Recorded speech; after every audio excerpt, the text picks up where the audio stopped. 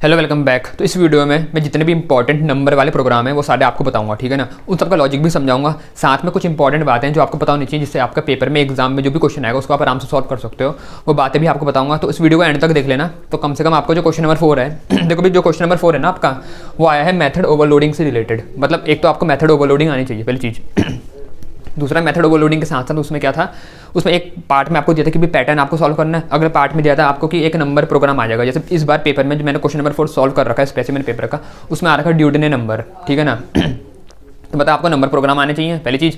दूसरा आपको एक पैटर्न वाला प्रोग्राम भी आना चाहिए, मतलब ये दो तो उसमें थे ही, ठीक है। तो इस वीडियो में आपको जितने भी पैटर्न वाले प्रोग्राम हो सकते हैं वो सारे समझाऊंगा लॉजिक के साथ, ठीक है ना। तो वीडियो को एंड तक देखते हैं। तो सबसे पहले अगर मैं बात करूँ पैटर्न वाले प्रोग्राम की, तो सबसे पहला देखो, पहले तो कितने प्रोग्राम है पहले वो देख लो। एक तो है स्पाई नंबर का, स्पाई नंबर का ये 2017 में आ चुका है पहला, ठीक है।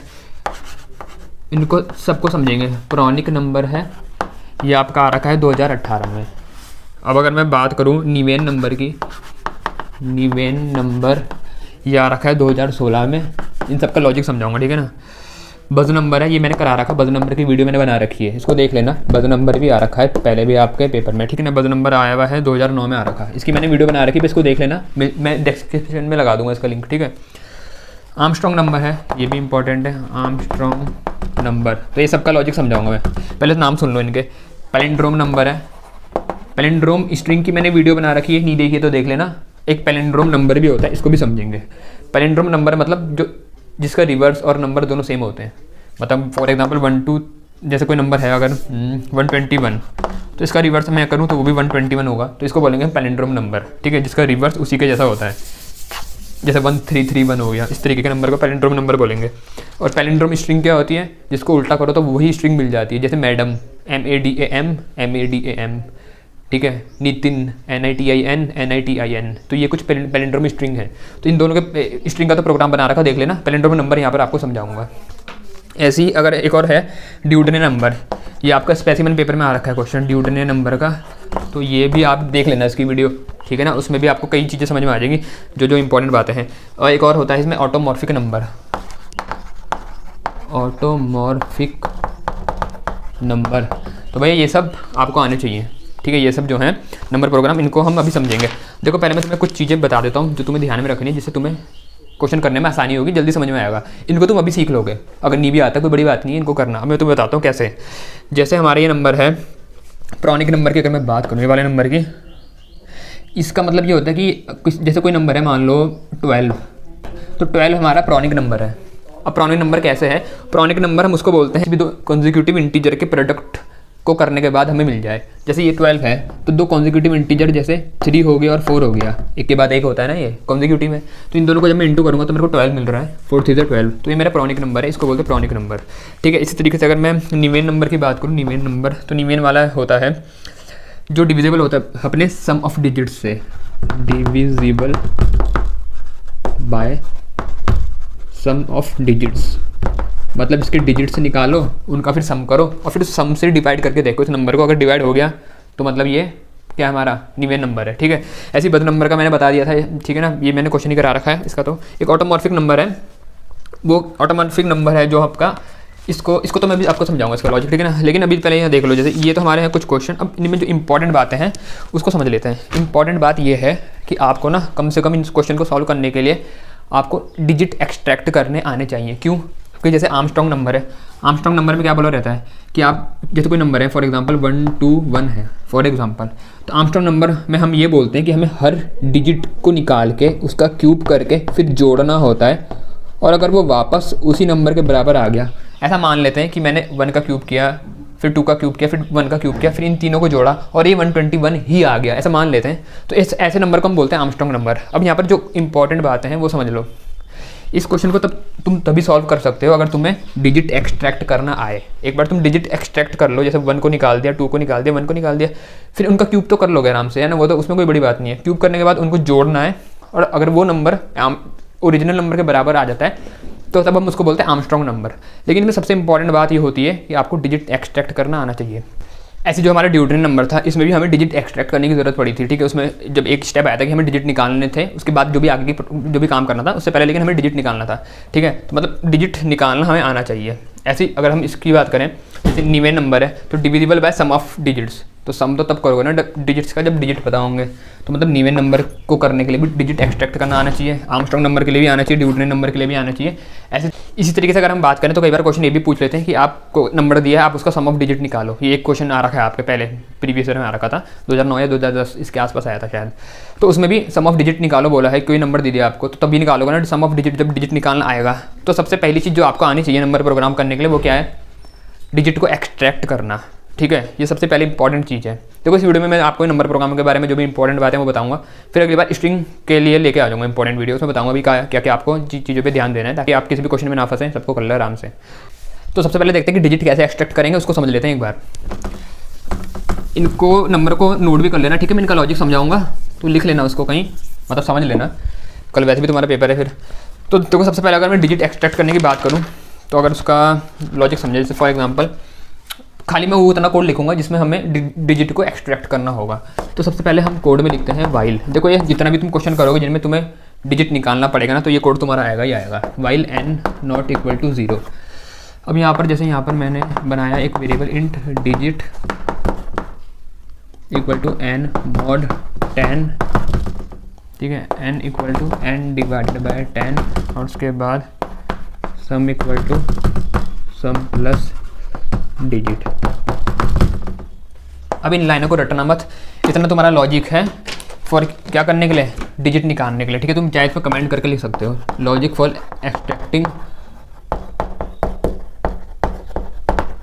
डिजिट्स। देखो अगर पेपर में आता भी है ऐसा कहीं तुम्हें लॉजिक लिखाना पड़ता है तुम कमेंट करके लिख सकते हो। बात सुनो, मैंने ये वाला पूरा क्वेश्चन के साथ ड्यूटन वाले में समझा रखा है कि हम कैसे नंबर को एक्सट्रैक्ट करते हैं, फिर भी यहाँ तुम्हें समझा देता हूँ, लेकिन उस वीडियो को देख लेना भाई, क्योंकि एक तो वो तुम्हारे स्पेसिमेन पेपर में आ रखा है और ऊपर से उसमें डिजिट कैसे एक्सट्रैक्ट करते हैं वो वाला कोड भी है, उसको समझ लेना, आसान रहेगा तुम्हारे लिए पेपर में। अब सुनो यहाँ पर हम करते हैं क्या, जैसे मेरे को डिजिट किसी एक्सट्रैक्ट करने हैं, फॉर एग्जाम्पल 123 है ना, मेरे को डिजिट एक्सट्रैक्ट करने हैं, तो हम करेंगे कि हम इस नंबर को ना 10 से पहले मॉड करते हैं। 10 से मॉड करने का मतलब जैसे यहाँ पर है तुम्हें यहाँ पर देखो नंबर को डिवाइड मॉड किया हमने 10 से, तो जैसे नंबर मेरा है 123 को अगर मैं मॉड करूँगा 10 से, मॉड का मतलब होता है रिमाइंडर देना। तो खुद डिवाइड करके देख लो, 10 से अगर तुम 123 को डिवाइड करोगे ना तो तुम्हें रिमाइंडर 3 मिलेगा, ठीक है 3। तो यहाँ पर जब हम मॉड करते हैं ना किसी को भी तो हमें सबसे आखिरी वाला डिजिट मिलता है। पहली चीज़ ये तुम्हें क्या मिला है, लास्ट डिजिट तुम्हारे हाथ में आ गया, ठीक है। तो ये कोड है मॉड वाला जो डिजिट निकालता है।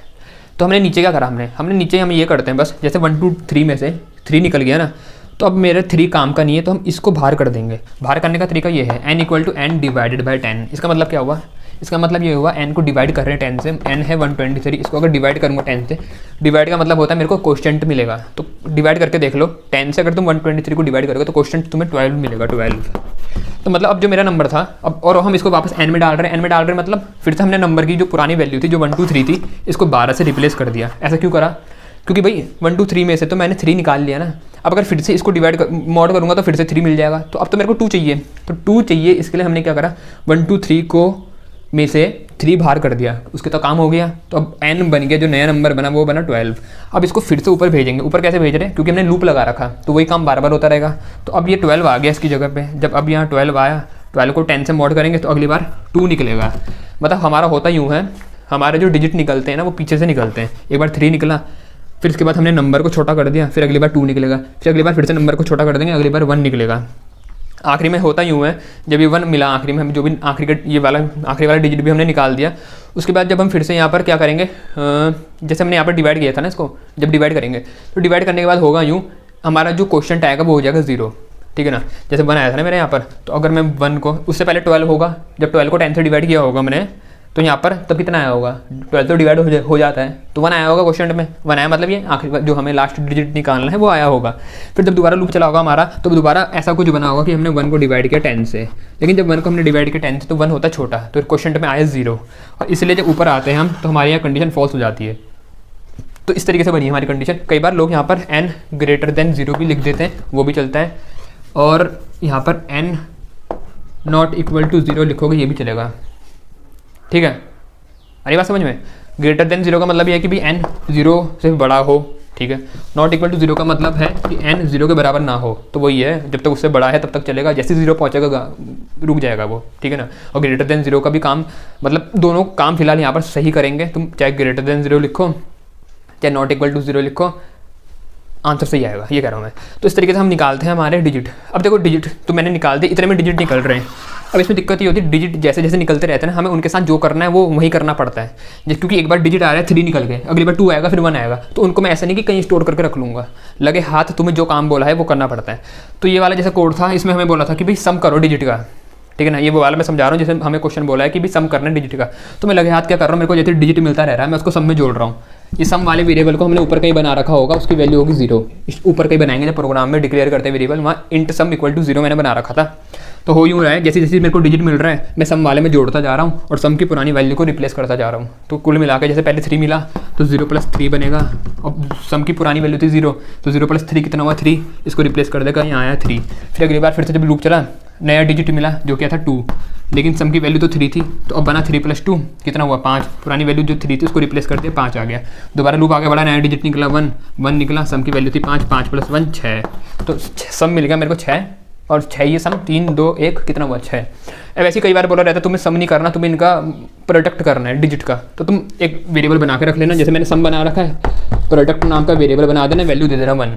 तो 1 जब वैल्यू दोगे तो तुम यहाँ क्या करोगे, अब थोड़ा दिमाग लगाना अपना, एक कॉमन सेंस वाली बात है, इसमें रटना कुछ है ही नहीं। देखो भाई जैसे यहाँ पर है ना तुम्हारा, अब मैंने को प्रोडक्ट निकालना, तो भाई प्रोडक्ट कैसे निकालेंगे, और यहाँ ध्यान देना प्रोडक्ट निकाल रहे हो तो वेरिएबल को 1 से इनिशियलाइज करना, 0 करोगे तो भाई 0 ही हो जाएगा ना फिर, क्योंकि 0 में कुछ भी मल्टीप्लाई करो तो 0 होता है, इसलिए 1 ले रखा क्योंकि 1 में कुछ भी मल्टीप्लाई करो तो वही नंबर आता है। तो एडिशन जब करोगे, जब सम बोला है तो 0 लोगे, क्योंकि 0 में कुछ भी जोड़ो तो वही नंबर आएगा, मतलब कोई दिक्कत नहीं है। क्योंकि भी जावा में तुम्हें इनिशियलाइज करना पड़ता है, जब भी किसी चीज़ में एडिशन या सब्ट्रैक्शन कुछ भी हम ऑपरेशन करते हैं ना, तो वो वेरिएबल इनिशियलाइज होना चाहिए, वरना एरर आता है। तो इसलिए हम सम वाले वेरिएबल को पहली बात इनिशियलाइज करते हैं। एक बच्चे ने मुझसे क्वेश्चन पूछा था कि गार्बेज क्या होता है, गार्बेज भाई गार्बेज ये होता है जैसे हमने कोई वेरिएबल डिक्लेयर करा, मैंने बनाया इंट सम नाम का वेरिएबल बनाया और मैंने छोड़ दिया, इसमें मैंने कुछ नहीं दे रखा, तो जावा का कंपाइलर इसको क्या गार्बेज वैल्यू दे देता है, इसको गार्बेज वैल्यू मिल जाएगी, इस पे कोई एक वैसी वैल्यू होगी जो मतलब कुछ भी हो सकती है, रैंडम वैल्यू, बेकार की वैल्यू, ठीक है ना, उसको हम बोलते हैं गार्बेज वैल्यू। लेकिन अगर तुम इसमें कुछ वैल्यू असाइन नहीं करते हो और आगे कहीं ना कहीं इसमें जैसे मैंने यहाँ पर सम प्लस डिजिट कर रहा था ऐसा करते हो, तो यहाँ पर एरर आ जाता है, एरर आता है कि this variable might not have been initialised, मतलब तुमने इसको इनिशियलाइज करा नहीं और तुम इसमें ऐड कर रहे हो, मतलब वो गार्बेज वैल्यू में कुछ ऐड करने नहीं देता कंपाइलर। तो इसलिए हमें जब भी कुछ ऐसा ऑपरेशन कर रहे होते हैं, एडिशन वेडिशन मल्टीप्लिकेशन, तो वो वेरिएबल को पहले इनिशियलाइज कर देना बाहर। अब वो देख के करना, सम के लिए यूज़ करो तो 0 करोगे, प्रोडक्ट के लिए यूज़ करो तो 1 करोगे। ऐसी लीनियर सर्च में भी या कई बार हम करते हैं काउंट को 0 करते हैं या टेम्परेरी वेरिएबल बनाते हैं, तो भैया उनको वो तो तुम ऐसा अपने हिसाब से कर सकते हो, ठीक है ना, उसमें कोई ऐसा है नहीं। पर यहाँ पर जब सम वम निकालोगे तो वहाँ पर तुम 0 और प्रोडक्ट के लिए 1 कर देना इनिशियलाइज। तो मैं यहाँ तुम्हें बता रहा था जैसे मेरे को प्रोडक्ट निकालना है तो क्या करूँगा, प्रोडक्ट निकालने के इंटू करूँगा, प्रोडक्ट इंटू जो भी हमारा डिजिट निकल के आ रहा है, जैसे डिजिट पहले आया मैंने निकल के 3, तो 3 इंटू प्रोडक्ट में था 1, 3 मिल गया, इसकी वैल्यू होगी 3। अगली बार फिर से लूप चलेगा तो प्रोडक्ट में अब आ गया 3, नया डिजिट आया 2, तो 3 2 6, फिर 6 मिलेगा, फिर अगली बार 1 आएगा तो 1 3 2 होगी, मतलब इस तरीके से है, ठीक है। तो इस तरीके से हमारा मतलब ये लॉजिक काम करता है। अब तुम्हें कई बार बोला रहता है इनका क्यूब करो, जैसे तुम्हें डिजिट मिल रहे हैं, जैसे हमारा ये क्वेश्चन था, हमारा आर्मस्ट्रांग नंबर है, आर्मस्ट्रांग नंबर में बोला रहता है कि हर डिजिट को निकालो, फिर उस मैं तुम्हें इसका लॉजिक भी समझा देता हूँ। हमें बोला रहता है हर डिजिट को निकालो, जैसे हमारा कोई भी है आर्मस्ट्रांग नंबर कोई भी है मान लो, तो जैसे मेरे को इनपुट में 1 2 1 दिया फॉर एग्जांपल, बोला है कि हर एक, इसमें आर्मस्ट्रांग नंबर में होता क्या है, हर एक का क्यूब करो, पहले हर एक का क्यूब करना होता है, फिर उसको ऐड करना होता है बाकियों के साथ, मतलब जैसे 1 का क्यूब किया फिर इसको ऐड करूँगा 2 के क्यूब के साथ, फिर इसको ऐड करूँगा आखिरी वाले के क्यूब के साथ, मतलब तीनों डिजिट का क्यूब करो, ठीक है, और उनको फिर आखिरी में जोड़ दो, फिर जो सम आएगा अगर वो ओरिजिनल नंबर के बराबर है तो भैया हम बोलते हैं आर्मस्ट्रांग नंबर है, वरना नहीं है। तो कैसे करेंगे इसको, तो इतना पोर्शन हटाओ पहले, और तुम भी अपना दिमाग लगाओ, कल पेपर है तो अब तो लगा लो दिमाग। देखो भाई हमारा जो नंबर है, ठीक है ना, 121 है, इसके डिजिट आ रहे होंगे निकल के यहाँ पर, डिजिट वाले में आ रहे होंगे बारी बारी, ठीक है। अब मेरे को यहाँ पर जो भी काम करना है वो लिखूंगा मैं, तो भाई क्या करना है मेरे को, तो क्या करना है मेरे को इसमें, देखो मेरे को हर डिजिट का क्यूब करके दूसरे वाले के साथ जोड़ना है, उसका भी क्यूब करके, मतलब 12 बारी हर एक का क्यूब होगा, फिर इनको एक साथ जोड़ना है। देखो कैसे करूँगा मैं, बड़े ध्यान से सुनना। मैंने एक वेरिएबल बना रखा सम नाम का, इसकी वैल्यू है मान लो इक्वल टू 0, इनिशियलाइज करें 0 से, तो मैं ऐसा करूँगा सम इक्वल टू हर एक में डिजिट बारी बारी आ रहा होगा, मतलब पहली बार इसमें आया होगा 1, ठीक है ना, तो मेरे को उसका पहले क्यूब करना है। तो मैं क्यूब कैसे करूँगा, डिजिट में जो आया पहले उसका क्यूब करना है, तो मतलब डिजिट इंटू डिजिट। अब तुम यहाँ पर मैथ वाली क्लास का पावर फंक्शन का भी यूज़ कर सकते हो, मैथ डॉट पाव डिजिट कॉमा 3, उससे भी कर सकते हो। लेकिन किसी बच्चे को अगर याद नहीं होता मैथ क्लास के फंक्शन या भूल जाते हो तो भाई तुम इसको ऐसे भी कर सकते हो, तीनों डिजिट को एक के बाद एक इंटू करो 3 बार, तो ये तो हो गया तुम्हारे डिजिट का क्यूब। जैसे फॉर एग्जाम्पल पहली बार आया 1 ये वाला, तो उसका क्यूब हो गया। अब क्यूब करने के बाद हमें करना क्या है, हमें उनको ऐड करना है वापस पिछले वाले डिजिट से, ठीक है ना। तो हम ऐसा करेंगे, इसमें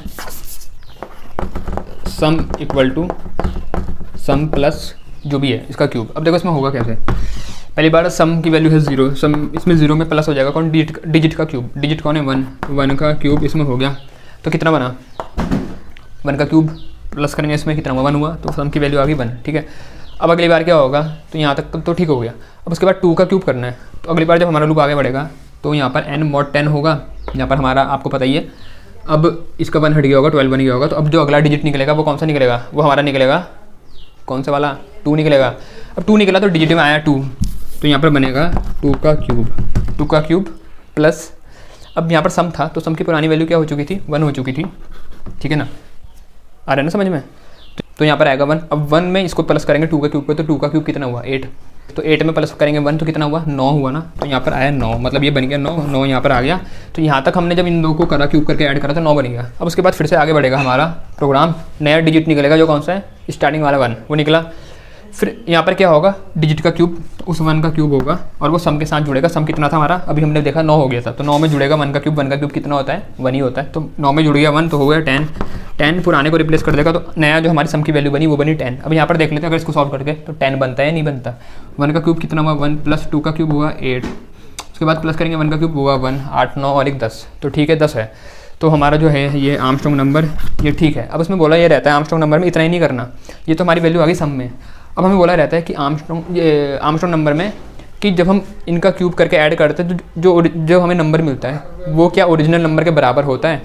अगर होता है तो हम बोलेंगे आर्मस्ट्रांग नंबर है, वरना नहीं है, ठीक है। तो अगर हमें ये देखना है कि वो अगर ओरिजिनल नंबर के बराबर है या नहीं है, ये हमें अगर चेक करना है तो हमें कंडीशन लगानी पड़ेगी आखिरी में। कंडीशन क्या होगी, जैसे यहाँ पर तो हमें दिख रहा है ये 10 आया, सम 10 आया, लेकिन ओरिजिनल नंबर जो था हमारा वो था 121, तो इक्वल नहीं है, तो मतलब आर्मस्ट्रांग नंबर नहीं है। तो बस इसको जब चेक करेंगे ना तो देखो हम क्या करेंगे, सम में हमारा फाइनल सम आ चुका है और जो ओरिजिनल नंबर था 121 वो किस में है।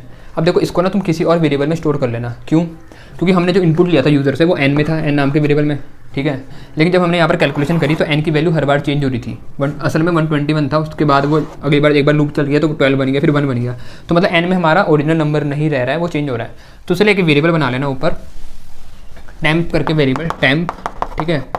टेम्प में नम को स्टोर कर लेना है, नम को मतलब इसको n को, ठीक है, ताकि टेम्प में एक कॉपी सुरक्षित रहे जो तुम्हारा ओरिजिनल नंबर है उसकी, क्योंकि यहाँ पर n चेंज होता रहेगा। तो आखिरी में जब हम कंडीशन चेक करेंगे तो हम कंडीशन क्या लिखेंगे, ये लूप के बाहर लिखेंगे। कंडीशन क्या होगी, इफ़ अगर जो टेम्प में नंबर है अगर वो सम के बराबर हो जाता है, और सम में कौन सा नंबर है, सम में हमारा फाइनल नंबर है जिसमें हमने क्या करा इनका क्यूब करने के बाद उनको जोड़ा है, तो वो अगर सम वाला नंबर अगर टेम्प के बराबर हो जाता है, मतलब ओरिजिनल नंबर के बराबर हो जाता है, अगर ऐसा हो गया तो हम क्या बोलेंगे, तो हम बोलेंगे भैया ये हमारा एक आर्मस्ट्रांग नंबर है, ठीक है। तो यहाँ हम प्रिंट कर देंगे system dot output print ln, यहाँ पर कर्ली ब्रैकेट लगाओ ना लगाओ फ़र्क नहीं पड़ता, अगर तुम सिंगल लाइन लिख रहे हो इफ़ के बाद या फॉर के बाद तो प्रिंट कर देंगे आर्मस्ट्रांग नंबर, और अगर नहीं होता तो एल्स लिखेंगे, एल्स फिर से प्रिंट कर देंगे system dot print ln not Armstrong number. ये तो कर लोगे।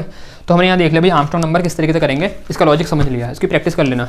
अब अगले पे आते हैं। अच्छा मैं तुम्हें ना प्राइम नंबर भी बताऊंगा, अभी प्राइम नंबर भी कई बार पूछा जाता है कि बताओ प्राइम नंबर कोई नंबर है ये प्राइम नंबर है या नहीं है, तो उसका लॉजिक भी समझेंगे यहाँ पर अच्छे से समझेंगे और इनके साथ साथ प्रैक्टिस भी कर लेना, ठीक है ना। तो अगला चलो पहले तुम्हें मैं पैलिंड्रोम नंबर का बता देता हूँ।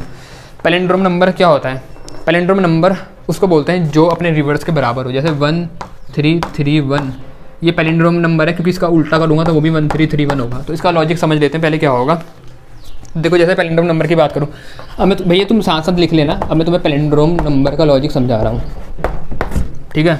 तो पैलिंड्रोम नंबर की बात करें अगर, तो देखो 1331 ये करना है तो उसके लिए सबसे पहले डिजिट को एक्सट्रैक्ट करना पड़ेगा, यहाँ पर भी डिजिट एक्सट्रैक्ट करने पड़ेंगे। तो जितने मेजॉरिटी ऑफ क्वेश्चन है ना लगभग उनमें डिजिट का एक्सट्रैक्शन आना तुम्हें चाहिए, तो लूप वही लिखेंगे हम वाइल। मैं तुम्हें सीधा कोड बता रहा हूँ। देखो भाई जब तुम क्वेश्चन करोगे ना तो सारे मार्क्स तुम्हारे लॉजिक में नहीं होते, उसमें कई चीज़ें देखते हैं एग्जामिनर, जैसे तुम्हारा क्लास का डिज़ाइन हो गया, तुमने क्लास सही तरीके से बनाई है नहीं बनाई है, पैकेज इंपोर्ट करा नहीं करा, स्कैनर का ऑब्जेक्ट बनाया नहीं बनाया, उसके बाद कमेंट डाली है नहीं डाली, वेरिएबल डिस्क्रिप्शन बनाया है नहीं बनाया, तो इन सब पे डिपेंड करता है। लेकिन लॉजिक भी बहुत इंपॉर्टेंट होता है उसमें भाई, उसके बिना तो फिर क्या होगा क्वेश्चन, लेकिन बाकी चीज़ें भी इंपॉर्टेंट होती हैं। तो मैं सिर्फ यहाँ पर लॉजिक बना रहा हूँ, इससे पहले जो तुम्हें क्लास बनानी है वो तुम्हें लिखना पड़ेगा, ठीक है, स्कैनर बनाना, वो कमेंट डालना, वो सब तुम्हें करना पड़ेगा, मेन मेथड बनेगा, उसके अंदर आएगा लॉजिक। तो मैं तुम्हें सीधा लॉजिक समझा रहा हूँ जो मेन है। तो लॉजिक की बात करें तो सबसे पहले देखो n नॉट इक्वल टू 0, जब तक n 0 के बराबर नहीं होगा तब तक हम क्या करते रहेंगे, हमारा लॉजिक है एक काम करते हैं,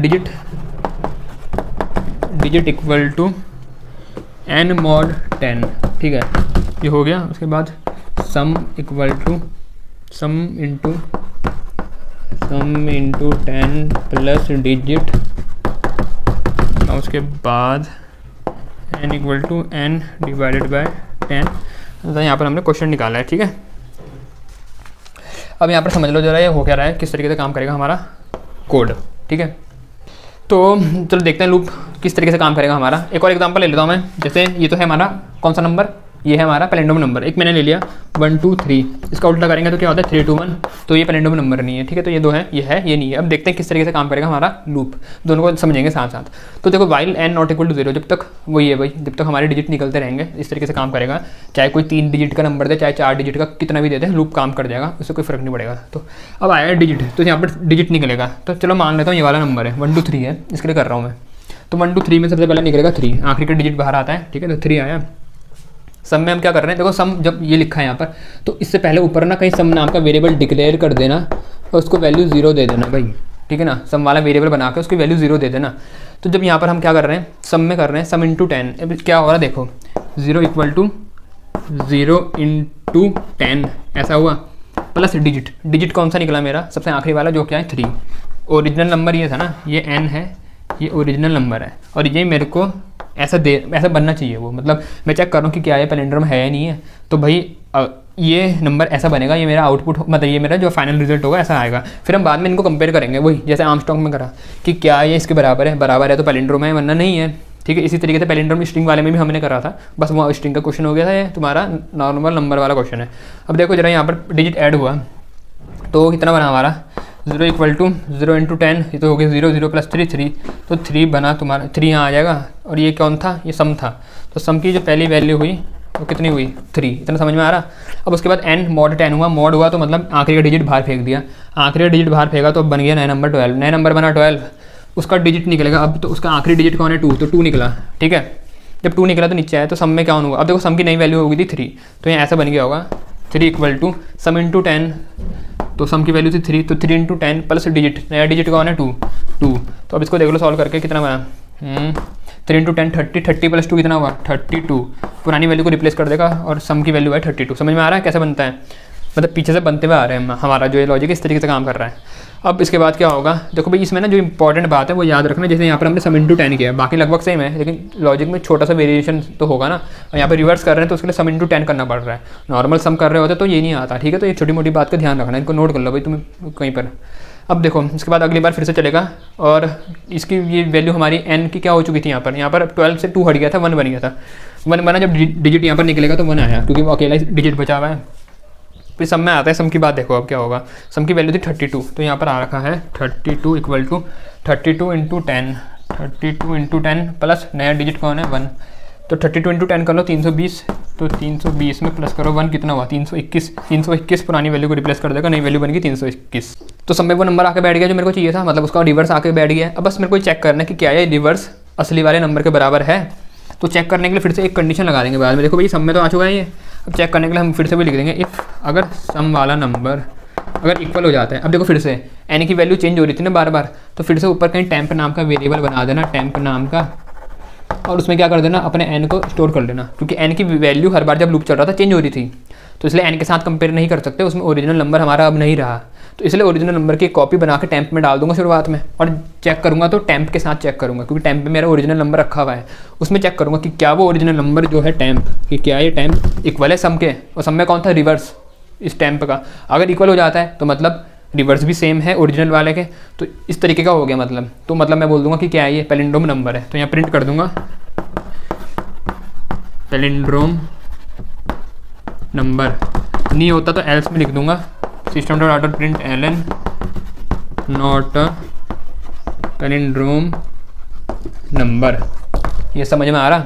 तो यहाँ पर हमने पैलिंड्रोम नंबर का लॉजिक देख लिया, हमने सम ऑफ डिजिट निकालने का देख लिया, हमने आर्मस्ट्रॉन्ग नंबर का देख लिया, बस नंबर का क्वेश्चन बना रखा है, ड्यूटने में भी लगभग सेम ही है, उसका क्वेश्चन बना रखा है, इनको देख लेना। तो 5-6 क्वेश्चन तो हो गए।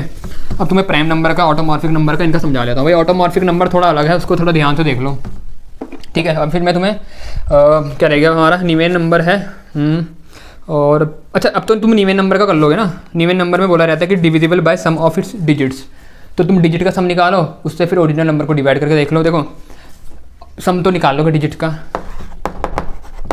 डिजिट्स का सम निकाल लोगे, निकाल लोगे ना अब तो, ठीक है। तो तुमने डिजिट्स का सम निकाल लिया, ठीक है ना, सम आ गया डिजिट्स का। अब हमें निवेन नंबर में क्या करना होता है, divisible by sum of its digits. तो जो ओरिजिनल नंबर है, अब जब तुम निकाल रहे होगे, जब तुमने वाइल लूप लगाया होगा n नॉट इक्वल टू 0, तो इस तरह तो समझ में आ गया हमें कि भाई n की जो वैल्यू थी ओरिजिनल उसमें चेंज आ गया होगा, क्योंकि भाई बार बार लूप में वो चेंज हो रही होगी। और सम वाले वेरिएबल में तुमने उसके डिजिट का सम निकाल दिया होगा, सम प्लस डिजिट करके इस तरीके से, ठीक है। सम में फाइनली उसका सम आ गया डिजिट का। तो अब जो ये सम में उसके डिजिट्स का सम आ रखा है, तो क्वेश्चन में हमें बोला कि निवेन नंबर वो होता है जो डिविजिबल होता है सम ऑफ इट्स डिजिट्स। उसके डिजिट्स के सम से अगर वो डिविजिबल हो गया तो हम बोलेंगे वो निवेन नंबर है। तो जो ओरिजिनल नंबर था उसे हमें कहीं फिर से स्टोर करके रखना पड़ेगा, क्योंकि n में तो चेंज आ जाएगा। तो फिर से टेम्प में मैंने स्टोर कर लिया ओरिजिनल नंबर, टेम्प में डाल दिया n। अब चेक करूँगा कि अगर टेम्प में ओरिजिनल नंबर है ना, तो अगर टेम्प डिवाइड हो जाता है किससे डिवाइड हो जाता है, सम ऑफ इट्स डिजिट्स। और सम ऑफ डिजिट्स किस में, सम में। तो अगर टेम्प डिवाइड हो गया सम से, क्या मैंने सही लिखा है, सोच के बताना। क्या मैंने यहाँ पर जो ये लगाया सिंबल ये आना था या ये आना था, जल्दी सोच के बताओ। बच्चे यहाँ बहुत गलती करते हैं पेपर में, क्या पता कहीं यहाँ फंस भी गए हों। मुझे देखने की कोई चीज़ क्या किसी से डिवाइड होती है तो मैं कैसे देखूंगा। मैंने बोला क्या 10 5 से डिवाइड होता है, तुमने बोला हाँ होता है, तो कैसे, क्योंकि रिमाइंडर आता है 0। तो अगर कोई चीज़ किसी से डिवाइड हो रही है तो रिमाइंडर आना चाहिए 0, और रिमाइंडर का सिंबल क्या होता है भैया, ये होता है मॉड वाला, तो ये लगाया सिंबल। तो अगर टेम्प को मैंने डिवाइड किया सम से, ओरिजिनल नंबर को डिवाइड किया सम ऑफ डिजिट से, और अगर वो डिविजिबल है by sum of its digits, मतलब अगर वो डिविजिबल हो जाता है इससे, ठीक है ना, सम ऑफ, पता ऐसे चलेगा कि अगर मैंने इसको सम वाले से डिवाइड किया और रिमाइंडर मेरे को मिलता है 0, ये रिमाइंडर के लिए है सिंबल। तो रिमाइंडर अगर मेरे को मिल जाता है 0, और 0 तभी मिलता है जब कोई चीज़ किसी से डिवाइड होती है। तो अगर रिमाइंडर इक्वल टू 0 हो गया, बात समझ में आई। अगर टेम्प को ओरिजिनल नंबर को तुमने डिवाइड किया सम ऑफ इट डिजिट से, ठीक है, और डिवाइड किया तो रिमाइंडर तुम्हें मिल रहा है अगर 0 तभी मिलता है जब वो चीज़ डिवाइड हो जाती है, ठीक है ना। तो रिमाइंडर तुम्हारा 0 आ गया, तो मतलब हम कह सकते हैं ये कौन सा नंबर है, तो मतलब हम कह सकते हैं कौन सा नंबर है, निवेन नंबर है। तो यहाँ पर हम प्रिंट कर देंगे इफ़ अगर ऐसा हो जाता है तो system dot out dot println it is a Niven number, ठीक है ना। ये निवेन नंबर हो गया है, निवेन नंबर।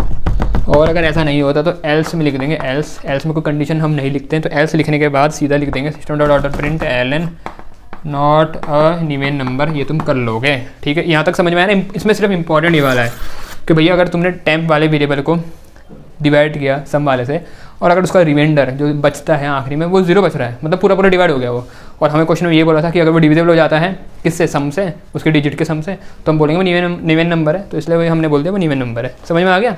तो निवेन नंबर हमने समझ लिया भाई। देखो लेकिन देखो यहाँ पर जो डिजिट एक्सट्रैक्ट करने का लॉजिक है वो बहुत इंपॉर्टेंट है, वो हर जगह आ रहा है। अब कुछ और बचे, देखो हमने कितने देख लिया, हमने देख लिया निवेन नंबर, हमने बज नंबर तो मैंने बना रखा है, आर्मस्ट्रॉन्ग समझ लिया, पैलिंड्रोम नंबर समझ लिया, ड्यूटने समझ लिया है, और सम ऑफ डिजिट समझ लिया कैसे निकालेंगे, प्रोडक्ट ऑफ डिजिट कैसे निकालेंगे। अब बसता तुम्हारा प्रॉनिक नंबर, स्पाई नंबर, और एक तो मैं तुम्हें प्राइम नंबर का बता दूंगा, और ऑटोमॉर्फिक नंबर, ये इंपॉर्टेंट है थोड़ा। ऑटोमॉर्फिक है तुम्हारा प्राइम नंबर हो गया, स्पाई नंबर। अब देखो स्पाई नंबर बहुत ही प्यारा नंबर है। स्पाई नंबर में बोला है, देखो स्पाई नंबर बहुत ही आसान है। अगर तुम्हें मैंने जितना अभी तक बताया, अगर तुमने ये ध्यान से सुना है ना, तो तुम इसको आराम से कर लोगे। स्पाई नंबर वो होता है जिसका सम ऑफ डिजिट और प्रोडक्ट ऑफ डिजिट बराबर आ जाए जिस नंबर का। जैसे फॉर एग्जांपल एक है मेरा नंबर 1124, ठीक है, एक ही नंबर है। अब मेरे को क्वेश्चन में बोला है कि बताओ भाई क्या ये नंबर स्पाई नंबर है या नहीं है, तो मैं कैसे चेक करूँगा, मैं इसका सम निकालूंगा पहले, इसके डिजिट का सम। तो कितना हुआ, 1 + 1 कितना हुआ 2, 2 + 2 कितना हुआ 4, 4 + 4 कितना हुआ 8। तो ये मैंने निकाल का सम। फिर मैं इसका निकालूंगा प्रोडक्ट, 1 × 1 कितना हुआ 1, ठीक है ना। फिर 1 × 2 2 ही हुआ, फिर 2 × 4 कितना हुआ 8 हो गया। तो भैया प्रोडक्ट भी 8 आ रहा है, इसका सम भी 8 आ रहा है, तो मैं कह दूंगा कि ये नंबर क्या है, स्पाई नंबर। कैसे करोगे, जैसे अभी तक हमने करा था, सबसे पहले तुम डिजिट एक्सट्रैक्ट करोगे, while n not equal to 0, digit तुम एक्सट्रैक्ट कर लोगे यहाँ पर, ठीक है। डिजिट तुमने निकाल दिए, डिजिट इक्वल टू n / 10, इससे तो n mod 10, इससे आगे डिजिट। फिर के बाद n को क्या करेंगे, n को डिवाइड करेंगे 10 से, और उसके बाद अब यहाँ पर तुम्हें सम निकालना है। अब इसमें तुम्हें 2 वेरिएबल बनाने पड़ेंगे स्टार्टिंग में, एक तो इंट सम जिसको तुम 0 दोगे, और एक प्रोडक्ट वाला जिसको तुम 1 दोगे। ये दोनों मैंने अलग अलग तरीके से तुम्हें भी समझा दिए थे, बस उनको तुम्हें यहाँ दोनों को लिखना है। सम क्या होगा, सम प्लस डिजिट, और प्रोडक्ट क्या होगा, प्रोडक्ट होगा प्रोडक्ट इनटू डिजिट। भाई प्रोडक्ट निकालना है तो मल्टीप्लाई का साइन लगाना, प्लस मत लगा देना, और सम वाले में प्लस आएगा क्योंकि हर बार हम डिजिट को ऐड करते हुए जाएंगे, प्रोडक्ट वाले में हर बार इनटू करते हुए जाएंगे डिजिट को। आ रही बात समझ में। ये करने के बाद एक बार ये हो गया, आखिरी में बस कंडीशन लगा के चेक कर लेंगे कि इफ़ अगर सम इक्वल हो जाता है प्रोडक्ट वाले के, भाई अगर ये इक्वल हो गया तो क्या हो गया, तो वो स्पाई नंबर हो गया। तो प्रिंट कर देंगे स्पाई नंबर, और नहीं होता एल्स में लिख देंगे println not a spy number. ठीक है, इफ़ अगर दोनों बराबर हो गए तो भैया स्पाई नंबर है, दोनों बराबर है मतलब सम भी बराबर है प्रोडक्ट के, तो स्पाई नंबर हो गया। नहीं होता तो स्पाई नंबर नहीं है। समझ में आ गया? ठीक है, लाइक वाइक कर देना, कमेंट करके बता देना समझ में आ गया। तो ये स्पाई नंबर हो गया। अब तुम्हारा है ऑटोमॉर्फिक नंबर,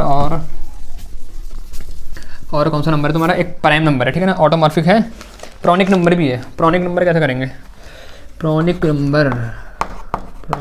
नंबर ये 2018 में आ रखा था। ये होता है प्रोडक्ट ऑफ 2 कॉन्जिक्यूटिव इंटीजर, जैसे 2 × 3 कितना होता है, 6 होता है। तो भाई 6 क्या प्रॉनिक नंबर है, तो हाँ है, क्योंकि 2 कॉन्जिक्यूटिव इंटीजर का सम उसके बराबर आ रहा है। कैसे करोगे, मेरे को कोई नंबर दे दिया, मान लो 8 दे दिया, मुझे चेक करना है कि क्या है प्रॉनिक है या नहीं है। तो क्या करूँगा मैं इसमें, मुझे कैसे पता चलेगा यार कि ये प्रॉनिक है या नहीं है। मुझे 2 नंबर का मल्टीप्लिकेशन करते हुए चलना है। बात समझ में आ रही, 2 नंबर का करते हुए चलना है।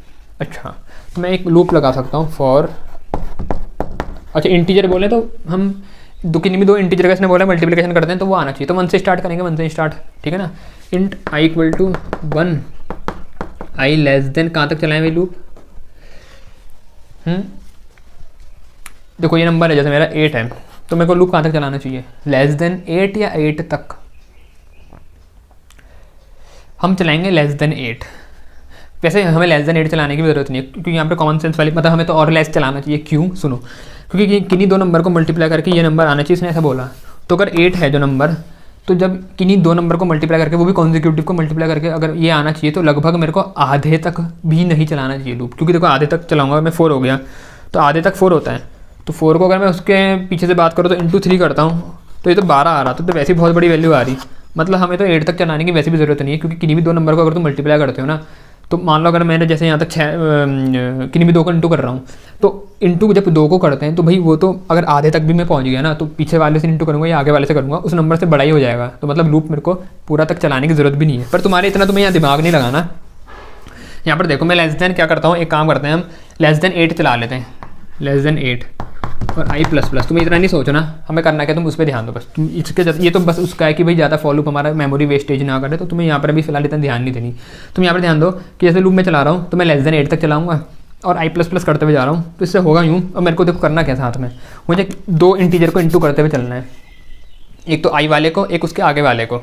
ठीक है, तो इसलिए तुम ऐसा समझ लो, मैंने यहाँ पर लेस देन 8 इसलिए लिखा क्योंकि जब मैं इंटू करते हुए चलूँगा तो मैं लूप ना 8 तक नहीं चला रहा, उससे कम चला रहा हूँ, क्योंकि मैं उसको आगे वाले से इंटू करते हुए चलना है। तो पहली बार अगर मैं 1 पे आया तो 1 को मैं 2 से इंटू करूँगा। इसी तरीके से मैंने जब लूप लेस देन 8 चलाया, मतलब 7 तक चलाया, तो 7 को इंटू 8 तक करूँगा। ठीक है, वैसे ये बहुत बड़ा नंबर आ जाएगा, यहाँ तक आने की ज़रूरत भी नहीं है हमें, लेकिन इसलिए करा कि भाई ताकि जो हमारा नंबर है उससे आगे ना आ जाए। ठीक है, आ रही बात समझ में। तो अगर हम इसकी बात करें इसका सोल्यूशन क्या होगा, तो यहाँ पर देखो जब हम करेंगे तो बताओ हम लूप के अंदर क्या करेंगे। हमें लूप के अंदर करना क्या है, जो पहला वाला होगा नंबर इसको उसके अगले वाले से इंटू करूँगा, तो यहाँ कंडीशन लिख, और अगर वो इक्वल हो गया ओरिजिनल नंबर के, तो ओरिजिनल नंबर मान लो नम वाले वेरिएबल में हमने स्टोर कर रखा है इंट नम, ये हमने यूज़र से इनपुट में लिया एसी.नेक्स्ट इंट करके यूज़र ने इनपुट में दे दिया जो भी नंबर चेक करना चाहता है वो। तो यहाँ पर 8 तो मैंने समझाने के लिए लिखा था, यहाँ पर अब नम आएगा। ठीक है ना, लेस देन नम। लूप हमारा नम से छोटा चलेगा, ठीक है ना, एक नंबर कम तक चलेगा क्योंकि हम आगे वाले डिजिट तक चेक कर रहे हैं, तो आगे वाला डिजिट हमारा नम होगा। मान लो अगर 9 दिया है एग्जांपल के लिए 9, तो लेस देन 9 मतलब 8 तक चलेगा हमारा लूप। तो 8 तक चलेगा तो 8 के आगे वाले नंबर से जब इंटू करूँगा तो वो 9 होगा। तो मतलब हम अपने जो मेन नंबर है वहीं तक चलाएंगे लूप, उससे आगे नहीं जा रहे। तो मेरे को करना क्या है, मेरे को क्या लूँगा मैं यहाँ पर ये इफ़, अब आई में नंबर आ रहा है तो आई में मान लो 1 है, मेरे को इसको इसके अगले वाले से इंटू करते हुए चेक चलना है कि क्या अगर मैं इसको इसके अगले वाले से इंटू करता हूँ तो वो क्या वो नंबर के बराबर है। तो इसका अगला वाला कौन होगा, इसका अगला वाला i+1 होगा। तो इसकी इंटू मैं किससे करूँगा, इसके अगले वाले से, मतलब i+1 से। तो जब मैंने इसकी इंटू करी i+1 से, और अगर वो ओरिजिनल नंबर के बराबर आ गया, ओरिजिनल नंबर मतलब जो नंबर रखा हुआ है, अगर ऐसा हो गया तो मैं क्या कर दूँगा, मैं एक काउंट नाम का वेरिएबल बना देते हैं भाई यहाँ पर, इंट काउंट, इसकी वैल्यू रखता हूँ 0। अगर ऐसा हो गया तो काउंट की वैल्यू क्या कर दूँगा मैं, =1 कर दूँगा, ठीक है। और यहाँ पर ब्रेक कर देंगे, क्योंकि हमें मिल गया है, क्या मिला हमें नंबर ऐसे मिल गए हैं कॉन्जिक्यूटिव जिनको इंटू करके नम के बराबर वो आ रहे हैं, तो मतलब हमें प्रॉनिक नंबर मिल गया है। तो इसलिए काउंट की वैल्यू को हमने क्या करा, ये काउंट =1 लिखा है मैंने, ठीक है ना, या कोई यहाँ पर काउंट ++ भी लिख सकता है, मर्जी है आपकी। तो काउंट को मैंने 1 कर दिया है और ब्रेक लगा दिया। ब्रेक मतलब फिर मैं यहाँ लूप के बाहर आ जाऊँगा, क्योंकि भाई मिल गया मैंने नंबर, तो हमें करना क्या है। और उसके बाद ये हमारा इफ़ बंद हो गया, ये फॉर बंद हो गया। इसके बाहर अब हम चेक करेंगे कि अगर काउंट की वैल्यू, देखो जो काउंट था ओरिजिनल वैल्यू इसकी थी 0, लेकिन अगर प्रॉनिक नंबर मिला है हमें तो वो कितनी हो रही है, तो वो 1 हो रही है ना। तो इफ़ काउंट = 1, ठीक है। इसको मैं ऊपर लिख देता हूँ आपको समझाने के लिए। यहाँ पर अगर काउंट = 1 हो गया तो प्रिंट कर देंगे प्रॉनिक नंबर। भैया प्रॉनिक नंबर हमें मिल गया, आ रही बात समझ में। अगर काउंट की वैल्यू 1 होगी, काउंट की वैल्यू 1 तभी होगी जब हमें प्रॉनिक नंबर मिलेगा, मतलब जब ये कंडीशन चलेगी। तो मान लो कोई ऐसा नंबर है जो प्रॉनिक नहीं होता, तो ये कभी कंडीशन चलेगी नहीं, कभी चलेगी नहीं। तो काउंट की वैल्यू जो ओरिजिनल है 0 वही रहेगी। तो अगर काउंट की वैल्यू 0 है तो मतलब हमें प्रॉनिक नंबर नहीं मिला। तो यहाँ पर एल्स में लिख देंगे, एल्स प्रॉनिक नंबर तो तब था जब 1 थी, एल्स में लिख देंगे print ln not a pronic number, ठीक है। तो वो लिख देना पूरा। तो ये है भाई 1 होगी तो ये होगा, 1 नहीं होगी तो एल्स चलेगा, एल्स तभी चलेगा जब 1 नहीं होगी। 1 नहीं होगी तो क्या होगी, 0 होगी, 0 होगी तो मतलब प्रॉनिक नंबर नहीं है। बात समझ में आ रही है यहाँ तक। तो ये तो था लॉजिक प्रॉनिक नंबर का। तो हमने देख लिया भैया प्रॉनिक नंबर, स्पाई नंबर समझ लिया है, नीवेन नंबर देख लिया है, और बज नंबर तो मैंने बता दिया, आर्मस्ट्रांग नंबर देख लिया, पैलिंड्रोम नंबर देख लिया, ड्यूरेंट ने बता दिया, सम ऑफ डिजिट देख लिया। अब एक ऑटोमॉर्फिक नंबर और प्राइम नंबर रह गया है। ऑटोमॉर्फिक मैं तुम्हें ज़रा पहले समझा देता हूँ होता क्या है, ध्यान से देख लो और समझ लो ऑटोमॉर्फिक नंबर को, फिर आ जाएंगे हम अपने प्राइम नंबर पे, ठीक है। तो ऑटोमॉर्फिक नंबर का पहले मैं तो एग्जांपल बताता हूँ। ये वो नंबर होता है जैसे 25 है, तो 25 का अगर मैं स्क्वायर करूँ तो ये 625 होता है। तो कोई नंबर अगर मैं उसका स्क्वायर करता हूँ और वो अगर अपने स्क्वायर के आखिरी के डिजिटों में दिखता है, होता है, तो हम उसे बोलेंगे कौन सा नंबर, ऑटोमॉर्फिक नंबर। जैसे 25 का स्क्वायर के 625, तो 625 के एंड में 25 है, तो ये कौन सा नंबर है मेरा, कौन सा है, ऑटोमॉर्फिक नंबर है। ऐसे अगर मैंने 76 का स्क्वायर किया तो ये होता है हमारा 5776, आखिरी में आ रहा है 76, तो ये भी क्या है हमारा ऑटोमॉर्फिक नंबर। ऐसे अगर 376 का स्क्वायर करूँगा तो भैया वो कितना होता है, 376 का स्क्वायर होता है 1413 और फिर 76, तो आखिरी में 376 आ रहा है, तो मतलब ये मेरा है ऑटोमॉर्फिक नंबर। यहाँ तक समझ में आ रहा है। तो चलो इसको मिटाता नहीं हूँ। अब इसका जरा मैं तुम्हें लॉजिक लिख के फिर समझाता हूँ कि कैसे काम हो रहा होगा, ठीक है। तो सबसे पहले हम क्या करेंगे, हमें मेरे को जैसे नंबर है उसका पहले तो स्क्वायर निकालना है। तो एक स्क्वायर करके वेरिएबल बना लेता हूँ, स्क्वायर इंटीजर टाइप का, उसमें नंबर ले लिया। जैसे मैंने ऊपर इंट नम = ये sc.next int, ये तो भैया यूज़र ने इनपुट में दे दिया मेरे को। उसका स्क्वायर निकालना है। स्क्वायर कैसे निकलेगा, या तो तुम मैथ वाली क्लास का यूज़ कर लो, math.pao क्या है हमारा num, 2 करके स्क्वायर निकाल लो, या फिर तुम num × num कर लो, जो तुम्हें आसान लगे वो कर लो भाई, कोई फ़र्क नहीं पड़ता। तो num × num के मैंने इसका स्क्वायर निकाल लिया, मतलब स्क्वायर में 625 आ गया होगा, अगर num में 25 होगा, इस तरीके से तुम समझ लो। अब मुझे करना क्या है, देखो भाई दिक्कत यहाँ पर ये होती है, अगर यहाँ 25 है तो 625 है वो आखिरी उसका स्क्वायर, उसके आखिरी में हम देखेंगे तो आखिरी में अभी 2 डिजिट हैं जिनमें मेरे को चेक करना है, लेकिन 3 डिजिट का नंबर है तो मेरे को आखिरी के 3 डिजिट में चेक करना है। मतलब तुम जिस नंबर का तुम स्क्वायर कर रहे हो ना, उसमें कितने डिजिट हैं हमें वो पता करना पड़ेगा। क्यों, क्योंकि भाई अगर इसमें 3 डिजिट है तो जो स्क्वायर है, अब मेरे को उसके आखिरी के 3 डिजिट में चेक करना है कि क्या आखिरी के 3 डिजिट इसके बराबर है या नहीं है। पहले ये तो पता चलेगा हमें कितने डिजिट चेक करने हैं। आ रही है ना बात समझ में। जैसे 76 का स्क्वायर था, तो 76 का स्क्वायर जो मैंने निकाला वो ये है। अब इसके मेरे को देखना है भी चेक करूँ तो करूँ कितने डिजिट, तो 2 डिजिट चेक करूँगा, क्योंकि 76 खुद 2 डिजिट का है, तो आखिरी के 2 डिजिट से कंपेयर करूँगा। ऐसे इसको 376 को आखिरी के 3 डिजिट से कंपेयर करूँगा, मतलब मेरे को पहले इसके डिजिट निकालने हैं। तो पहले जो लॉजिक आएगा वो आएगा काउंटिंग डिजिट्स, डिजिट काउंट करने का। तो तुम कमेंट करके लिख सकते हो काउंटिंग डिजिट्स, कि भैया हम डिजिट काउंट कर रहे हैं कि कितने डिजिट हैं, तब इसके बाद आगे हम अपना काम कर पाएंगे, वरना डिजिट पता नहीं होंगे तो कहाँ से पता करेंगे कि आखिरी में आ रहा है नहीं आ रहा। इसका लॉजिक देख लो, मैंने लॉजिक ये है इसका, while temp greater than 0। Temp कुछ नहीं है, हमने जो नंबर था ओरिजिनल इसको एक टेम्प नाम के वेरिएबल में स्टोर कर लिया है। ठीक है, आइएगा समझ में? या चलो रहने दो, यहाँ पर नम ही लिख लो। वाइल जैसे हम नॉर्मल करते आ रहे हैं, नम क्या, हम एन ले लिया मैंने, ये एन नॉट इक्वल टू 0 या greater than 0, not equal to 0, ठीक है। चाहे ये लिखो चाहे ग्रेटर देन 0 लिखो, उससे फ़र्क तो कोई पड़ता नहीं। हमें डिजिट काउंट करना है तो क्या करेंगे काउंट, तो यहाँ आया while n not equal to 0। अब यहाँ पर आएगा डिजिट इक्वल टू, करेंगे काउंट, मुझे काउंट, अच्छा यहाँ पर सुनो, यहाँ पर मेरे को सिर्फ काउंट करना है कि कितने डिजिट है, मेरे को एक्सट्रैक्ट ऐसा कुछ काम नहीं करना, ठीक है ना। मेरे को उसका समसुम करना है, तो सिर्फ यहाँ पर मैं क्या कर सकता हूँ, या तो मैं डिजिट की वैल्यू को एक, यहाँ पर सिर्फ मैं डिजिट की वैल्यू को 1 से बढ़ाऊंगा, ठीक है। तो उसको ऐसे भी कर सकते हो तुम, या तो तुम बड़े तरीके से लिखो कि डिजिट इक्वल टू डिजिट +1, जो नॉर्मल तरीका डिजिट ++ लिख दो। इंक्रीमेंट ऑपरेटर है, हमने सीधा इसका यूज़ कर लिया, हर बार ये 1 से वैल्यू बढ़ा देगा डिजिट की। अभी ऐसा हम क्यों कर रहे हैं वो समझते हैं।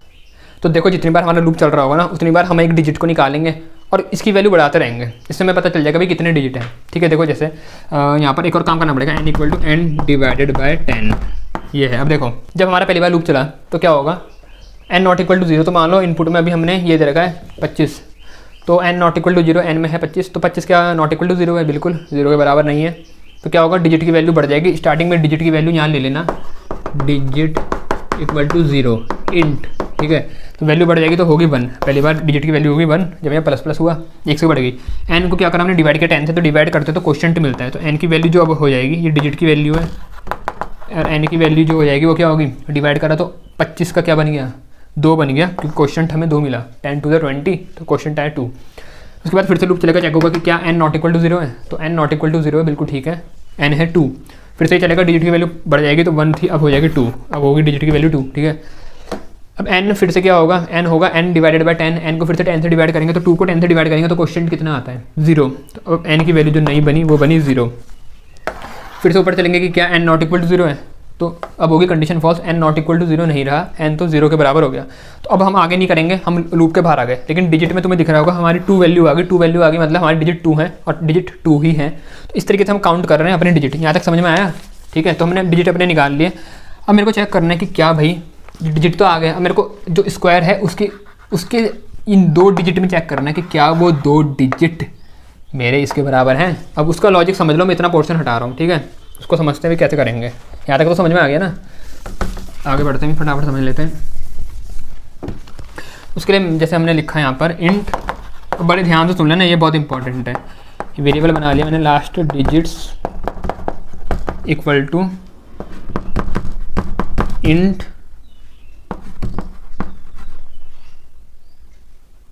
Square mod math dot pow, उसके बाद 10 डिजिट, ठीक है। इसको बंद किया, ये हो गया बंद, ठीक है। तो ये हमारा बनेगा। तो जो ये हमारा एक लाइन का कोड है, इससे हमें ये पता चलेगा कि क्या जो मेरा स्क्वायर है उसके आखिरी के डिजिट मतलब क्या है, वो इसमें आ जाएगा। फिर बाद में हम चेक कर लेंगे क्या वो ओरिजिनल जो नंबर है उसके बराबर है या नहीं है, ठीक है। जो इसमें डिजिट आएंगे ना वो इसके आएंगे आखिरी के डिजिट, जो भी हमारा स्क्वायर है उसके। फिर हम चेक करेंगे कि क्या वो ओरिजिनल जो नंबर था हमारा जिसका हमने स्क्वायर किया उसके बराबर है या नहीं है। अब आएंगे कैसे वो समझ लेते हैं फटाफट से। तो देखो यहाँ पर इंट जो हमने लिखा है, इंट इसका मतलब होता है टाइप कास्ट करना। टाइप कास्ट मतलब इंटीजर में जो भी वैल्यू आएगी उसको कन्वर्ट करना। क्यों? क्योंकि हम जैसे यहाँ पर ऑपरेशन कर रहे हैं मैथ डॉट पाओ का यूज़ कर रहे हैं, तो भैया ये मैथ डॉट पाओ फिर उसका हम स्क्वायर रूट्स जो भी है यहाँ पर स्क्वायर जो स्क्वायर आया था उसको मॉड कर रहे हैं उस वैल्यू से। तो अगर आंसर पॉइंट में मान लो आ भी गया तो हम उसको इंट में टाइप कास्ट कर देंगे, क्योंकि हमने जो डेटा टाइप ले रखा है वो इंट, मतलब ये इंटीजर वैल्यू को स्टोर कर सकते हैं, पहली चीज़। दूसरी बात, जो आखिरी के डिजिट होंगे वो इंटीजर टाइप के होंगे, उसमें पॉइंट तो है नहीं, तो इसलिए हम इसको इंट में टाइप कास्ट कर रहे हैं। यहाँ तक समझ में आ रहा? ठीक है। अंदर क्या हो रहा है वो समझ लो। अंदर लिखा है स्क्वायर, स्क्वायर में हमने वो वैल्यू रखी थी। फॉर एग्जांपल मान लो अगर मेरे नंबर में 25 था, एन में 25 था, तो स्क्वायर में क्या आया होगा 625। ये ठीक है, ये स्क्वायर वाले वेरिएबल में मैंने रखा था, तो भैया 625 आ रखा है मेरे किसमें, इसमें, तो 625 यहाँ पर लिख दिया हमने। फिर वो मॉड हो रही है मैथ डॉट पाओ, मैथ डॉट पाओ 10 डिजिट, मतलब 10 की पावर करो डिजिट, जितने डिजिट थे। अब 10 की डिजिट कितने थे, डिजिट वाले वेरिएबल में मेरी 2 वैल्यू आई थी, तो 10 की पावर 2 मतलब 100, तो जो मेरा यहाँ पर वैल्यू आएगी वो आई 100। हम ऐसा क्यों कर रहे हैं, बात सुनो। जैसे हम इस 625 को अगर इससे डिवाइड करते हैं, जैसे मैंने मैथ डॉट पाओ किया 10 की पावर उतना ही जितने डिजिट हैं, तो उससे ये होगा जब मैं इसको डिवाइड करूँगा तो मेरे को जो आखिरी में मेरे को जो रिमाइंडर मिलेगा ना, वो मेरे को वो ही मिलेगा जो आखिरी के डिजिट होंगे। ठीक है, आखिरी के डिजिट वो भी उतने ही डिजिट जितने डिजिट का मेरा ओरिजिनल नंबर था, मान लो मेरा ओरिजिनल नंबर 3 डिजिट का था, तो मेरे को यहाँ आखिरी के 3 डिजिट यहाँ पर मिल जाएंगे। अगर मेरा ओरिजिनल नंबर 2 डिजिट का था तो आखिरी के 2 डिजिट मेरे को मिल जाएंगे। तो मतलब जो भी आखिरी के डिजिट हैं, जितना बड़ा मेरा नंबर था ओरिजिनल, उतने आखिरी के डिजिट मेरे को यहाँ पर आके मिल जाएंगे। कैसे देखो, अब 625 को तो अगर तुम 100 से मॉड करते हो, मॉड मतलब रिमाइंडर मिलेगा, तो रिमाइंडर कितना मिलेगा, 100 6 600 25 मिला, 25 मिला। 25 को इंट लिखा है तो 25 को अगर हम इंटीजर में कन्वर्ट करेंगे तो 25 ही मिला। तो मतलब जो मेरी फाइनल वैल्यू आई टाइप कास्ट होने के बाद वो 25 आई और वो लास्ट डिजिट में आके बैठ गई। मतलब आखिरी के 2 डिजिट इसने मेरे को दे दिए और वो यहाँ पर 25 ही थे। तो ठीक है, मान लो कोई ऐसा नंबर होगा जिसमें आखिरी के डिजिट अलग होंगे तो कोई बात नहीं, वो आखिरी के 2 डिजिट आ जाएंगे और इसमें आके बैठ जाएंगे। बस अब हमें चेक करना है कि क्या वो आखिरी के जो 2 डिजिट आए वो ओरिजिनल नंबर के बराबर है या नहीं है। यहाँ पर तो हमें दिख रहा है बराबर है। मान लो कोई ऐसा नंबर हमने लिया होता है जिसका स्क्वायर करने के बाद आखिरी के डिजिट सेम नहीं आते, तो वो यहाँ इसके बाद हम चेक करते हैं, वो उसके लिए कंडीशन लगाते हैं। देखो इतना लिखने के बाद कंडीशन लगेगी, इफ़ आखिरी के डिजिट, इफ़ आखिरी के डिजिट कौन है, लास्ट डिजिट्स, अगर लास्ट डिजिट्स अगर ये किसके इक्वल हो गए, अगर आखिरी के डिजिट मेरे ओरिजिनल नंबर के बराबर हो गए, और ओरिजिनल नंबर मैंने किस में रखा था, अब ओरिजिनल नंबर को देखो, ओरिजिनल नंबर तो मेरा चेंज हो गया था क्योंकि मैंने क्या करा था, लूप लगाया था वहाँ पर, वाइल लूप के अंदर मैंने क्या करा था, वाइल लूप के अंदर मैंने डिजिट काउंट करे थे तो वहाँ पर एंड को डिवाइड कर रहा था बार बार 10 से। तो इसलिए मैंने ओरिजिनल नंबर की कॉपी टेम्प नाम के वेरिएबल में रख दी थी। तो यहाँ पर टेम्प से कंपेयर करेंगे, ठीक है। तो अगर लास्ट के डिजिट टेम्प के बराबर है, टेम्प मतलब ओरिजिनल नंबर जो कि है 25 और लास्ट के डिजिट क्या है 25, तो अगर आखिरी के डिजिट और ओरिजिनल नंबर बराबर हो गया तो मेरा कौन सा नंबर है, तो अगर ये हो जाता है, इफ़ ये कंडीशन अगर ट्रू हो जाती है तो प्रिंट कर दो क्या, कौन सा नंबर है, ऑटोमॉर्फिक नंबर, ठीक है। तो यहाँ पर ऑटोमॉर्फिक कर देंगे, प्रिंट नहीं होता तो एल्स लिखेंगे और नीचे लिख देंगे println not a automorphic number. समझ में आ गया ऑटोमॉर्फिक नंबर का क्या होगा, कैसे हम करेंगे। अब आखिरी नंबर जो तुम्हारा बचता है वो है प्राइम नंबर, उसको समझ लो भाई, ये भी एक बार आ रखा है तुम्हारे बोर्ड में, तो इस बार भी अगर मान लो बाई चांस आ गया तो तुम कर लो। तो उसके लिए तुम यहाँ पर ज़रा ध्यान से सुन लो। प्राइम नंबर की बात करें, प्राइम नंबर सबको पता है क्या होता है, वो नंबर जो 1 और अपने आप से ही डिवाइड होता है, जो अपने आप से डिवाइड होता है या 1 से डिवाइड होता है, उसको बोलते हैं हम प्राइम नंबर, ठीक है। The number which divisible by itself, या तो अपने आप से जाएगा, जैसे बताओ जरा कौन सा नंबर है, जैसे 5 हो गया तो 5 क्या है, 5 प्राइम नंबर है क्योंकि 1 से और अपने आप से जाता है। 3 हो गया, 3 भी प्राइम नंबर है क्योंकि ये भी अपने आप से जाता है और 1 से जाता है। 8 हो गया, 8 भी एक, हाँ 8 नहीं है क्योंकि ये 2 से भी जाता है, 4 से भी जाता है, ठीक है। तो भाई हमें ये पता करना है कि क्या मेरा नंबर प्राइम नंबर है या नहीं है। तो इसका लॉजिक समझ लो फटाफट से, मैंने तो बनाएंगे। तो देखो सबसे पहले एक फॉर लूप लगाया मैंने, फॉर, अब मान लो कोई नंबर है, जैसे मेरे को int n = sc dot next int, user ने इनपुट में दिया नंबर, इसके अंदर आ रखा है, मेरे को चेक करना है कि क्या प्राइम है या नहीं है। तो मैं लूप लगाऊंगा फॉर इंट i = 2। मैंने 2 से क्यों लगाया लूप, 1 से इसलिए नहीं लगाया क्योंकि 1 से हर चीज़ डिवाइड हो जाती है। क्योंकि देखो भाई जो हमने अभी पढ़ा वो नंबर कौन सा होता है, प्राइम नंबर जो सिर्फ 1 से और इटसेल्फ अपने आप से जाता है, ठीक है ना, 1 से जाए या अपने आप से जाए, ठीक है, उसी को हम बोलते हैं प्राइम नंबर, बाकी और किसी से ना जाए। तो इसलिए मैंने 1 को पहली बार कर दिया, ठीक है। अब दूसरी चीज़ है वो अपने आप से भी जाता है, अपने आप से मतलब वो n से भी डिवाइड हो जाएगा। मान लो n में 8 दिया है तो वो 8 से 8 चले जाएगा ना।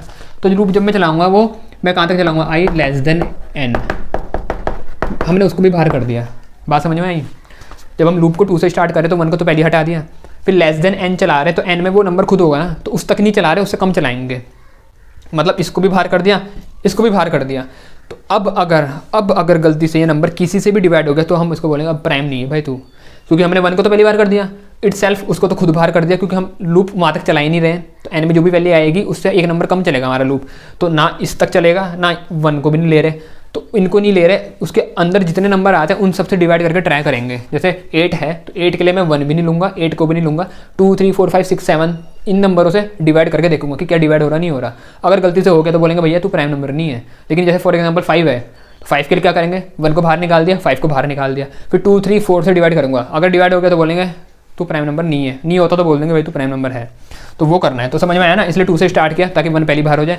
n चला रहे उस नंबर से क्योंकि उससे भी डिवाइड होता है, वो अपने आप से तो होता है, तो इसलिए उसको भी बाहर कर दिया, ठीक है। तो इसके अंदर जो कोड लिखेंगे वो समझ लो। तो मैंने लिखा इफ़ अगर नंबर जो नंबर है अगर वो डिवाइड हो जाता है i से, i में बारी बारी वैल्यू आएगी, एक बार 2 आएगी, 3 आएगी, 4 आएगी, 5 आएगी, 6 आएगी, जो भी मतलब जैसे नंबर जो भी है, मान लो यहाँ पर 8 है तो 2 से लेकर 2 3 4 5 6 7 तक चलेगा। तो अगर i से n डिवाइड हो जाता है, कैसे पता चलेगा, अगर रिमाइंडर 0 आ जाता है, अगर ऐसा हो गया तो हम एक काम करेंगे, हम काउंट की वैल्यू क्या कर देंगे, काउंट की वैल्यू ओरिजिनल थी कितनी थी हमने लिया ही नहीं है, इंट काउंट नाम का वेरिएबल ले लो, और इसकी वैल्यू स्टार्टिंग में दे दो 0, ठीक है। और जैसे ही अगर ये डिवाइड हो गया तो काउंट की वैल्यू कर देंगे 1 कर लो या काउंट प्लस प्लस कर लो, तुम्हारी मर्जी है, ठीक है ना। काउंट प्लस प्लस भी लिख सकते हो, काउंट इक्वल टू 1 भी लिख सकते हो, दोनों ठीक है। ये हमने कर दिया। उसके बाद हम क्या करा हमने, if n mod n divided by i equal to 0, अगर देखो i से डिवाइड हो गया तो काउंट की वैल्यू 1 कर दी, बस हो गया। और उसके बाद कर देंगे ब्रेक, क्योंकि इसके बाद चलाने की तो कोई ज़रूरत ही नहीं है ना भाई। काउंट की वैल्यू 1 हो गई, मतलब प्राइम नंबर नहीं रहा, प्राइम नंबर नहीं रहा तो हो गया। अब लूप को बंद करो, ब्रेक कर दिया, बाहर आ गए लूप के, ठीक है, ये लूप के बाहर आ गए। इसके बाद चेक कर लेंगे इफ़ अगर काउंट इक्वल टू 0 है, मतलब अब यहाँ समझ लो, 2 एग्जांपल लेकर तुम्हें समझाता हूँ। मैंने एक बार 8 लिया, एक बार 5 लिया। जब मैंने लिया 5, 2 से लेकर के 4 तक चलेगा लूप, लेस देन 5 है क्योंकि, तो चेक करेगा if n divided bye i, तो एक बार चेक होगा कि क्या n की वैल्यू, पहले बताओ मेरे को n की वैल्यू पहले क्या होगी, सबसे पहले n की वैल्यू क्या होगी, n की वैल्यू एक ही रहेगी भाई, n में क्या है नंबर है, तो अगर मैं 5 की बात करूँ तो 5 ही रहेगा। तो 5 को चेक किया मैंने डिवाइड करके i की वैल्यू चेंज हो जाएगी 2, अगली बार चेक होगा 3 के लिए, एक बार अगली बार चेक होगा 4 के लिए, ठीक है ना, यहाँ तक चलेगा लूप। तो जब 2 के लिए चेक हुआ, 5 को 2 से डिवाइड किया तो क्या 0 के बराबर आता नहीं आता, तो ये बॉडी नहीं चली। अगली बार इसके लिए चेक होगा नहीं चली, अगली बार इसके लिए चेक होगा नहीं चली, तो चली ही नहीं है बॉडी अंदर वाली। उसके बाद तो कंडीशन ही फॉल्स हो जाएगी और लूप के बाहर आ जाएंगे। तो मतलब जब ये अंदर वाली बॉडी नहीं चली तो काउंट की वैल्यू में चेंज नहीं आया, काउंट की वैल्यू में चेंज नहीं आया, तो काउंट की वैल्यू जो ओरिजिनल थी वही रही। ओरिजिनल क्या थी, 0 थी, तो काउंट की वैल्यू 0 रही। मतलब हमें समझ में आ गया, अगर काउंट की वैल्यू 0 ही रहती है तो मतलब प्राइम नंबर है। तो कंडीशन में हमने यही लिखा, अगर काउंट की वैल्यू 0 ही रहती है तो प्रिंट कर दो कौन सा नंबर, प्राइम नंबर, ठीक है भाई। लेकिन मान लो 8 दिया था अगर, तो 8 के लिए क्या होगा, 8 के लिए ऐसा कुछ होगा, 8 divided by 2, 8 divided by 3, 4, 5, 6, 7, 8 divided by 8 divided by 8 divided by और 8 डिवाइडेड बाई, इन सबसे डिवाइड होगा वो। जैसे ही डिवाइड हुआ ना, शुरू हुआ तो पहली बार 2 से डिवाइड हुआ, तो 2 से डिवाइड करा इसको, क्या 0 आता है रिमाइंडर, क्या 0 आता है, आता है 0 आता है, बिल्कुल ठीक है। कंडीशन चलेगी, काउंट की वैल्यू होगी 1, ब्रेक हो गया। जब एक बार ही डिवाइड होगी फिर आगे क्यों चेक करना, तो इसलिए हमने ब्रेक कर दिया, मतलब बाहर आ गया भाई, पता चल गया अब नहीं है तो आगे चेक करके क्यों टाइम बर्बाद करना। बाहर आ गया, काउंट की वैल्यू 1 होगी, या चेक करा बाहर आए कंडीशन में क्या काउंट 0 है ना, 0 तो नहीं है, तो प्राइम नंबर नहीं है, 1 है, तो एल्स लिखेंगे, एल्स भैया 0 नहीं है तो मतलब फिर उसके अलावा क्या होगा, 1 ही होगा, तो एल्स प्रिंट ln क्या number, not a prime number, ठीक है, नॉट अ प्राइम नंबर। अरे बात समझ में, इफ़ 0 के बराबर है तो भैया प्राइम नंबर है, 0 के बराबर नहीं है तो एल्स चलेगी, एल्स चली तो उसमें लिख दिया नॉट अ प्राइम नंबर। तो ये हमने देखा प्राइम नंबर कैसे पता करेंगे अपने क्वेश्चन में। तो हमने भाई बहुत सारे क्वेश्चन कर लिए हमने, Niven number, automorphic number, buzz number, Niven number, फिर pronic number, automorphic sum of digit, Armstrong number, palindrome number, Dudeney number, ठीक है, एक्सट्रैक्ट करना, प्रोडक्ट निकालना, स्पाई नंबर, भाई ये सारे कर लिए। तो ये वीडियो को देख लेना, नहीं देखोगे तो फिर ठीक है तो इसको देख लेना भाई, तुम्हारी अच्छी प्रैक्टिस हो जाएगी, ठीक है ना। तो इस वीडियो में इतना ही था, वीडियो अच्छी लगी तो लाइक वाइक कर लेना और अच्छे से अपनी तैयारी करते रहना एग्जाम की, ठीक है। और भी कुछ अगर मेरे को इंपॉर्टेंट लगेगा तो मैं लेकर के आ जाऊँगा तुम्हारे लिए। बेस्ट ऑफ लक तुम्हें तुम्हारे एग्जाम के लिए।